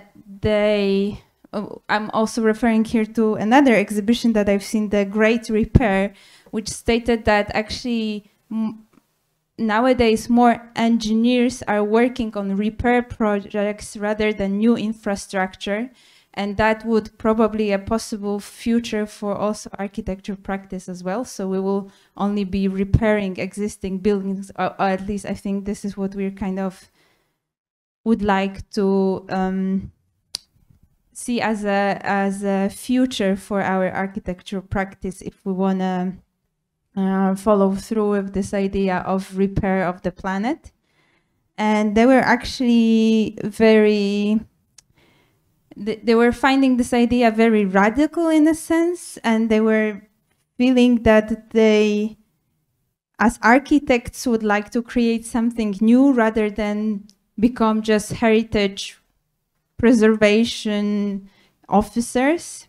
And it was very interesting for me to see how they were holding on to their egos. So it's a bit a question to all of you as speakers. How do you find yourself in this position when, even if you're practicing, do you have this internal conflict of right now we only have to respond to the existing objects and only repair them, and they were created by someone else, so it's more like a practice which is less innovative? We could kind of argue within this typical approach. Or do you find it actually more interesting? And also, if this was also the idea behind your text, the architecture for a broken planet that we were discussing, that would you also see that the architecture practice could become more this practice where the ego is less important and we're actually not creating kind of new objects anymore? And how do you kind of would be confronted with this idea? Sorry, I maybe didn't formulate my thoughts perfectly because I started with a first question, but I hope you understand what I'm trying to ask. No, it's your text. It's your text. You have to ask you. I can quickly. Okay, maybe to shortly respond. I think it's very important not to place your ego to the thing that you have to be to rebuild, and today we cannot demolish the city. I mean, we have to design with the existing city. We have to repair it, and it's more interesting for me to develop cities with this building and another one with history, and otherwise I don't have to exist as an architect. I have to develop the city and buildings with what we have. So it's not just a sustainable position. It's more interesting because it's always a new history. It's always something different, and that's why I find it more interesting than to replace and to have my name on the top of the building.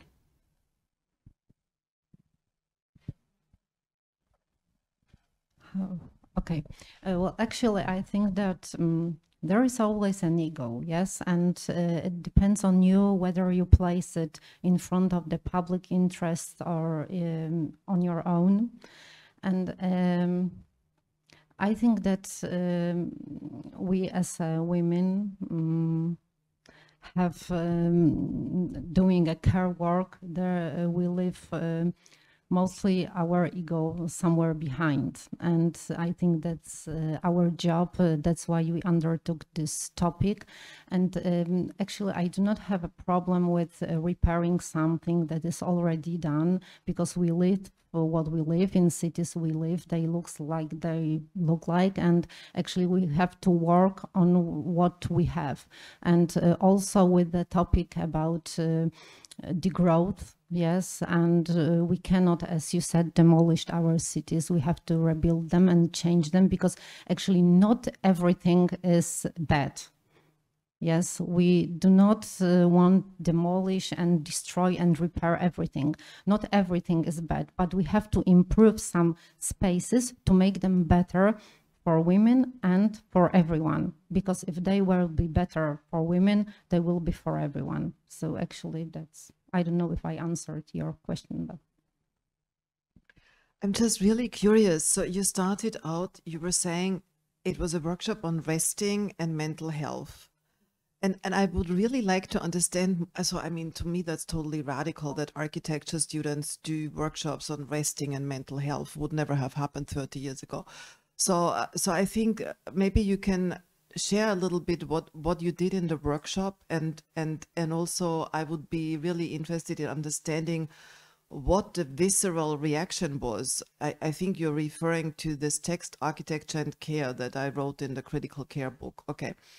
Yeah, I can say something about that, but I would like to understand better what the workshop was about, and also what, let's say,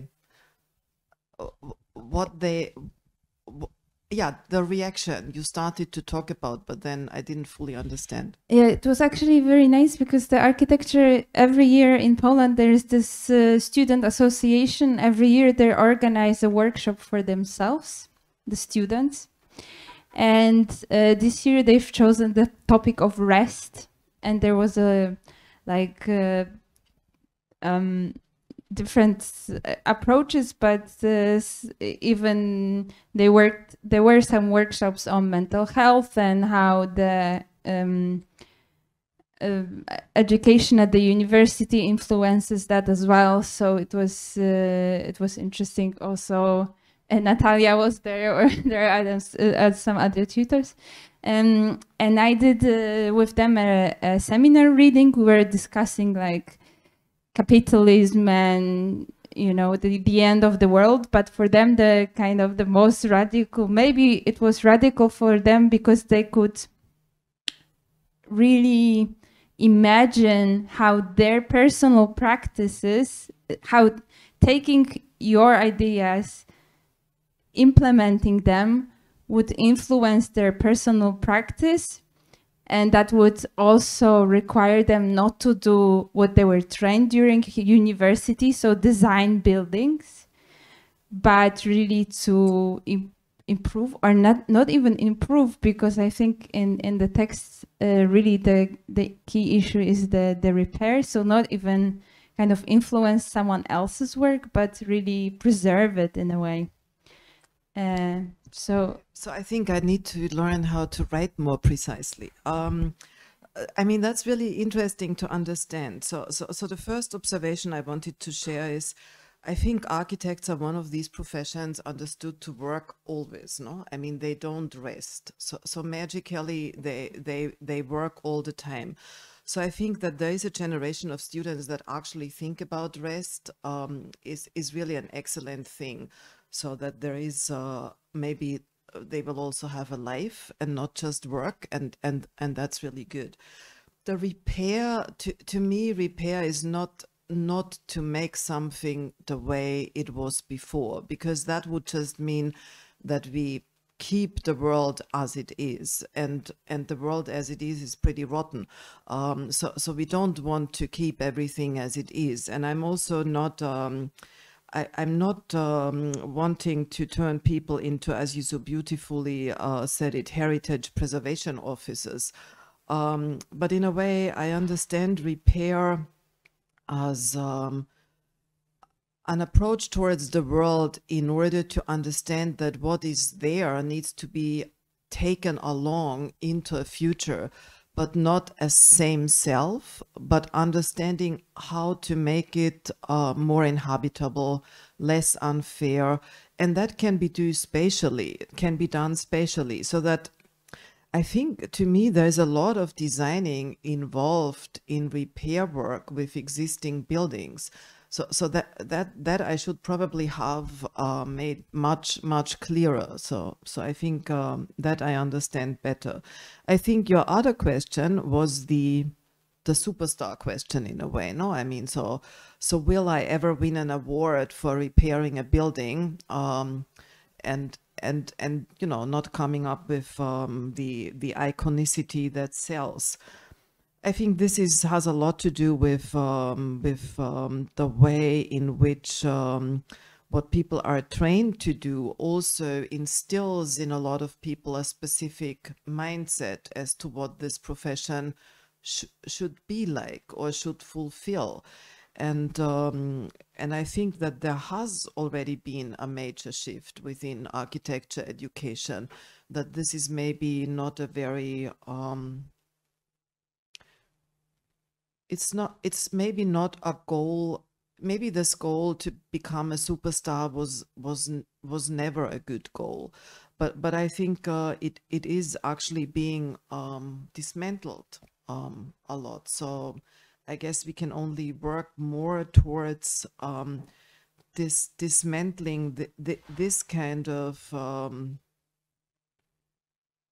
celebratory subjectivity, where I think certain modern subject formations are coming together with a lot of neoliberal competition and have formed maybe an uncanny alliance that needs to be taken apart or something like that.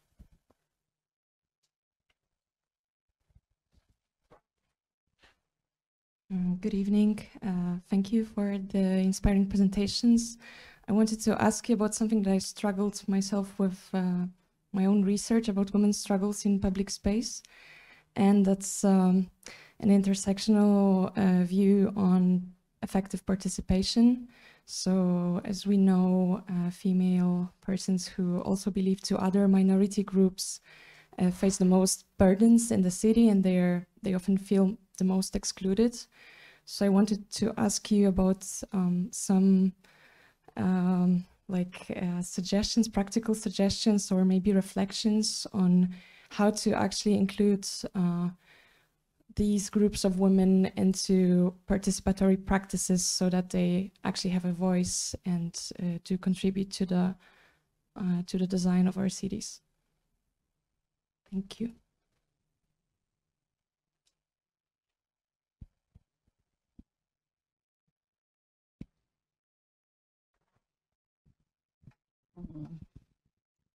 I don't have enough time to think about, but let me explain you in more practical way. We do it as architektoniczki on our workshop, because when we talk about intersectional, actually we have to first understand what does it mean and how we have to measure this.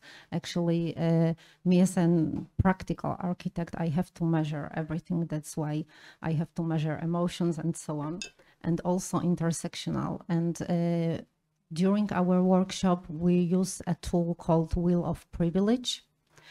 This is a tool that was firstly did in Canada, and then it was transformed into different institutions. And we use one from UK Research Office. And this is a tool where you have a lot of categories, and the more center you are when you answer those questions around that circle, the more privileged you are. And during our workshops, we did so far 3 workshops with such tool, and we realized that women in Poland are only privileged in education level. So this is the only privilege of women in Poland. And this was so open-minded. Actually, when we talk about intersectional, I think that we have to find out what exactly we talk about, yes? And that's why we use such tool, and we try to measure and understand and talk to them. And that's why we've got answers, not only we do not answer only the question about space and architecture, but also about political and economical issues. So, because that's everything is connected. So.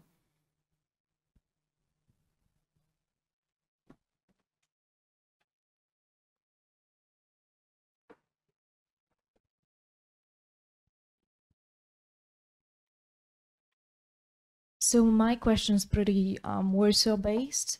So as a person living in Warsaw, and I think every woman in this room right now can name at least one space in Warsaw that she does not feel safe in, that is unsafe to women, either at night or during the day.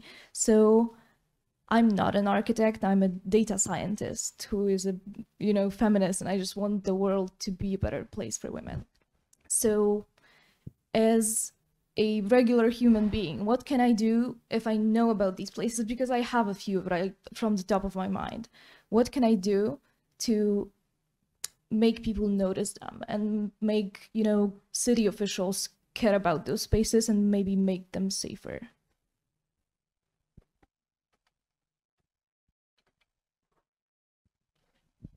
I mean, it's about Warsaw or a general question? Mm-hmm. Okay. So actually, when it comes to Warsaw in Poland, we work on that. So local authorities notice that topic. That's why we do workshops and night walks, and trying to then we make a report to the city, and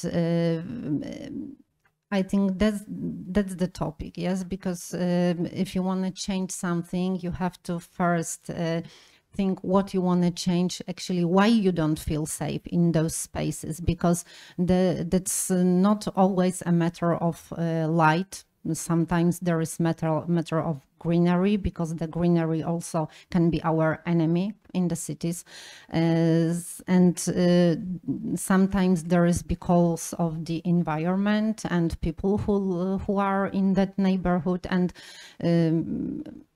actually I don't know how to answer your question, because we also as Architektoniczki are trying to reach local authorities and to tell them that here is a problem. Yes, so we are also working on that.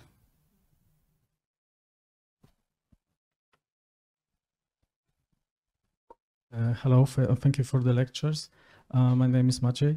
My question refers to the very beginning of this evening. You said that we live in the cities that are somehow dysfunctional because they were designed by men for men. And as an academic teacher, and also being to the same workshop as Zosia mentioned, we see that architecture becomes a very feminized discipline. Like in my dean's group, I teach since 4 years, and it's always girls are more than 75% of the students. So I don't know how it's in your countries, but since I was studying 15 years ago, it doubled, and this trend is rising. Also, the group that was so skeptical about the idea of repairing architecture were mostly female, right? So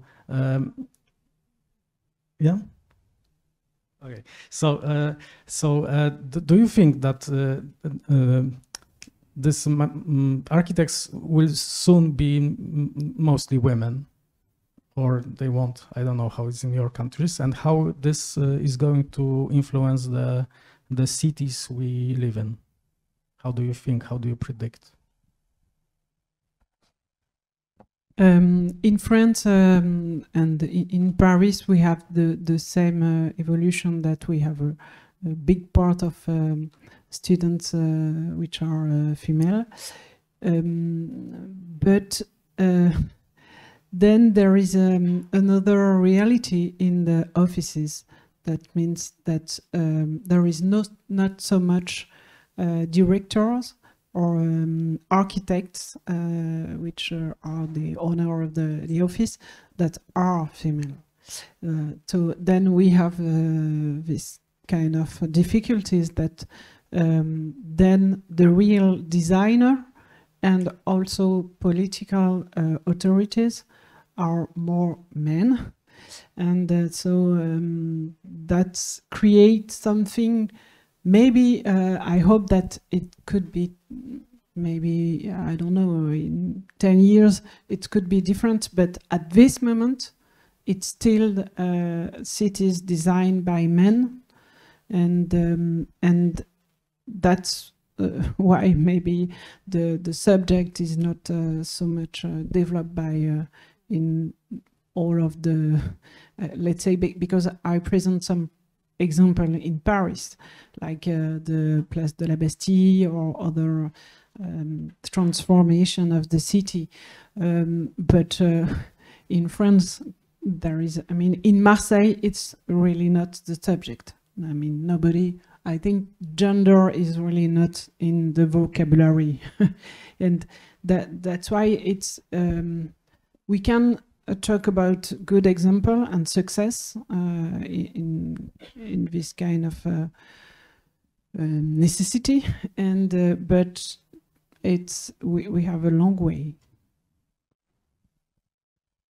I mean, I think when we say that cities are designed, I mean, I don't say that necessarily cities are designed by men for men. I use a slightly different vocabulary. I would talk a lot more about capital and power and these things. But in a way, we can say that when we look at urban development historically, it was always about questions of power, of money, of political regimes. It's not that these cities were fairly designed for a lot of male people either. I mean, they were based on how to get people from here to there fast in order to extract labor from them. I mean, so the ways in which these things operate, I think they weren't good for people, we can say, and they were maybe even worse for female people, but they weren't good for a lot of people. They were based on accumulation of money, or they were based on very unfair conditions when it comes to how work that is paid for and not paid for is distributed.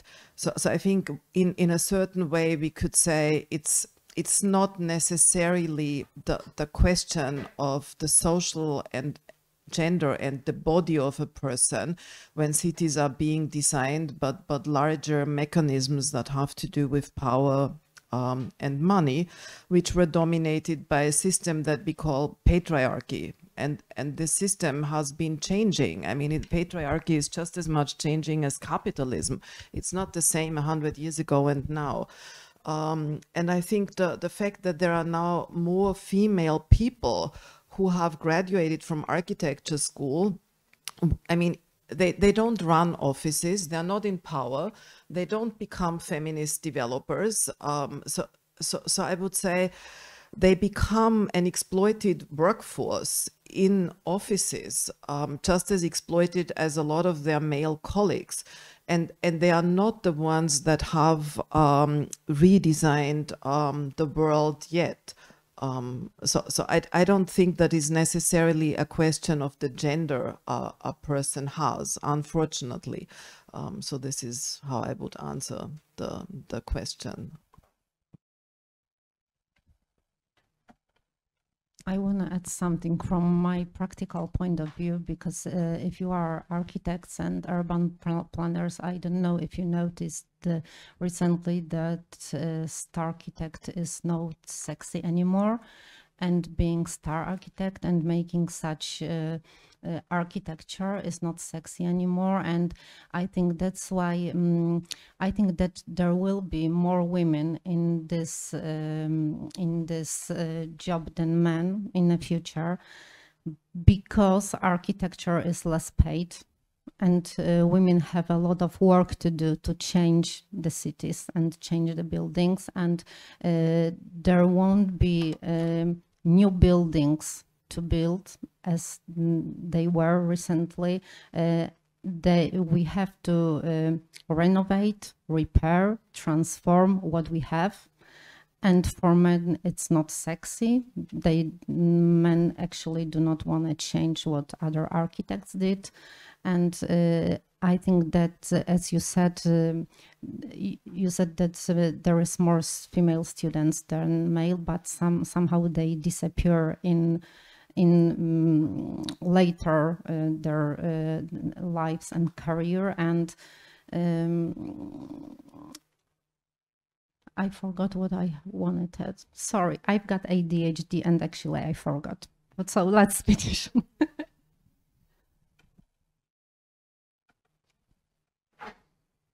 Good evening. I have one question. I'm a landscape architecture, and I'm watching this more border.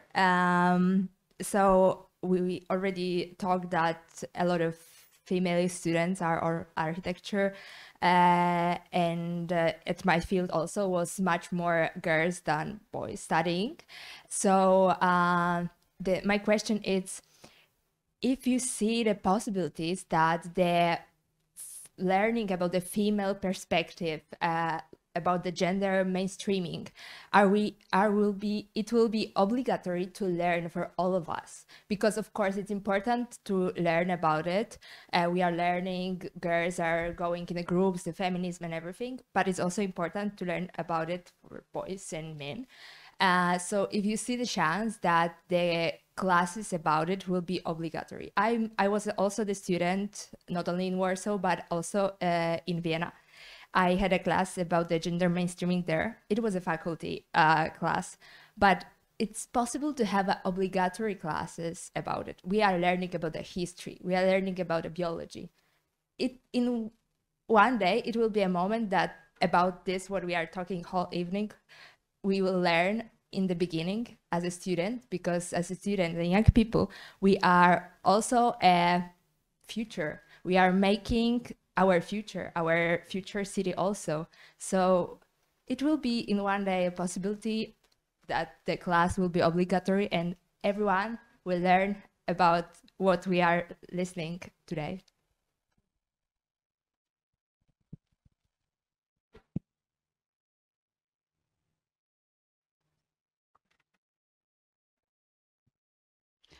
Well, I think that's not a question to us. That's a question to some authorities and some people from the academy. Actually, I think if we want to really talk about really inclusive and intersectional cities, we have to learn also about gender mainstreaming. So that's and actually, I remember what I want to finish and. Let me do it. Actually, also talking about there will be more women in architecture, but and this is also connected to your question about gender mainstreaming classes. I think that also the topic is the women that are gonna redesign or design space. They have to also change their minds, because we were taught mostly by men. I don't know what the situation is right now in academy, in University of Technology, but actually what we have in our minds is it's men streaming. It's not gender mainstreaming. So that's why we also have to change our perspective and our minds. And I think we have to also transform our minds. And that's why I think that classes about gender mainstreaming should be obligatory if we want to talk about really inclusive cities. I don't want to have an extra class on this. I mean, so for me, this is quite different, I would say. I would envision curricula where critical, ecological, feminist, anti-patriarchal perspectives in looking at what was there in relation to architectural and landscape histories, and in the ways in which we design today is informed by these perspectives. I don't believe so much in classes that are being added on top. So first we learn everything as business as usual, and then we have an extra thing that tells us something about gender or about class or about race. So for me, this doesn't make so much sense. I mean, I'm appreciative that there is a class on gender mainstreaming, but I think when we think of education as something that operates as a whole, then it's much more interesting to think about the things that are worth studying together. And I mean, of course, it has to do with ministries and authorities and people teaching, but it also has a lot to do with how students themselves actively argue for change. I mean, universities are entities that are constituted by all of the different constituencies together. I think we had this question about participation before, and then we kind of navigated elsewhere. And I think a lot of participation happens when people invite themselves to participate. I mean, so not when they are participating because someone tells them they have to participate, but when there is a moment of creating something in which people can become meaningfully a part of, and it makes sense for them to envision or learn something together. And I think when this happens, then what you asked about, I mean, how perspectives in which different views can intersect, because it's not just one homogeneous body of people that comes together. How to achieve that practically? I think it's very similar to universities. I mean, so when something is of interest to people, and when it's organized at a time when people can actually participate, then these things become much easier to do. When one can convince a very local authority or a district to actually provide some resources for this kind of participation or some childcare, then it's also much easier. So I think on one hand, we have to think more in these abstract things. What is of interest to people? Why would it make sense for them to contribute? And then at the same time about these pragmatic things. How easily is a space to be reached? Is there public transport? Can people who are in a wheelchair actually come in? How is childcare being provided? So these things. And then to find financial resources that make that possible. And I think not seeing the practical as minor to the intellectual operation, I think this is how I would approach that somehow. I think we have time for one more question. So okay. Good evening. So mine might be the last one, but actually it's quite a big topic, and I think that all of these questions, fields, and things. After all, I think it's how we grow our sons and grandsons and how they behave in the public space. So the girls. Sorry, I'm dividing it into like these genders, but how to make the girls feel safe in the public space. Like you show the girls or people dancing in Paris at the beginning of the lecture. We were sitting downstairs watching you. It's not that I came at the ending of your lecture. Thank you for the lecture. But I'm thinking that if we grow on this all media movies showing macho guy and trying to those guys chasing women, even in a good way. I'm not even talking about very pathological, like risky situations. Of course, this also is important, but the situations where girls are thinking, hey, let's have a time, let's hang out in the park. They have to think, okay, but like every 10 minutes, there's going to be boys around them, not letting them just enjoying their city. So I think it's how we should grow. Who do we supposed to be in the future? Also as a boys and other genders. And what is our direction, you know? Because today I would also feel very uncomfortable as a man if I would appear in for example, in Haiti. Of course, I would feel very in danger if I would be there. I don't want to compare these two things, but yeah, that's my comment to this, because I think it's all about safety and how women feels, even in Warsaw, even in Paris, even in Berlin. Thank you.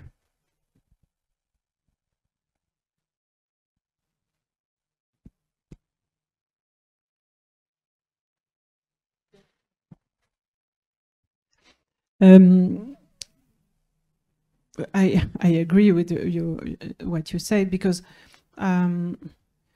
probably we need also to have more possibilities. I think it's linked to your question that maybe if I'm a boy in a schoolyard and I don't want to play football, it's not so easy.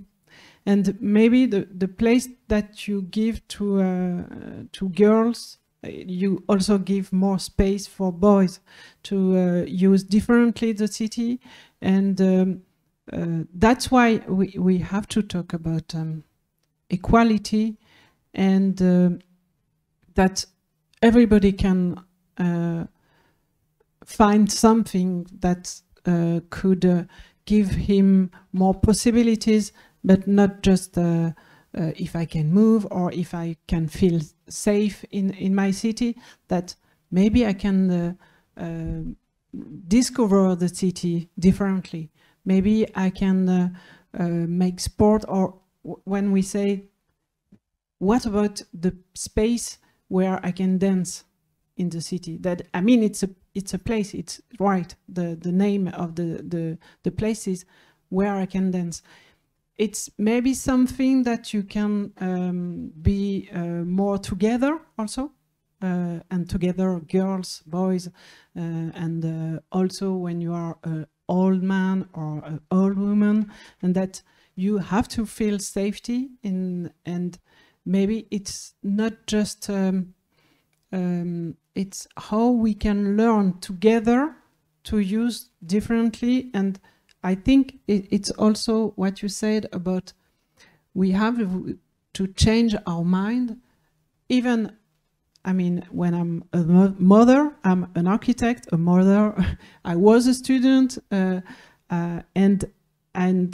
everywhere, when I'm a designer, when I'm just a user of the city, I can do this kind of exercise that, what about if we can imagine to, we always, when you are a child, I can try to maybe use the roof, or not just the roof. Okay, there is a stairs, but I would like to jump from the first floor and go, I don't know, in a swimming pool or not. I mean, just to redesign and transform something maybe a little bit more functional or boring city. And I would say that it could be a way to have more fantasy or something that you can, I don't know, not just dreaming city, but something not so different. You know, sometimes you arrive in a, I don't know, commercial center, and it seems exactly the same than in India or in other, I don't know, in London. Maybe it has to be, to deal with something about not boring cities.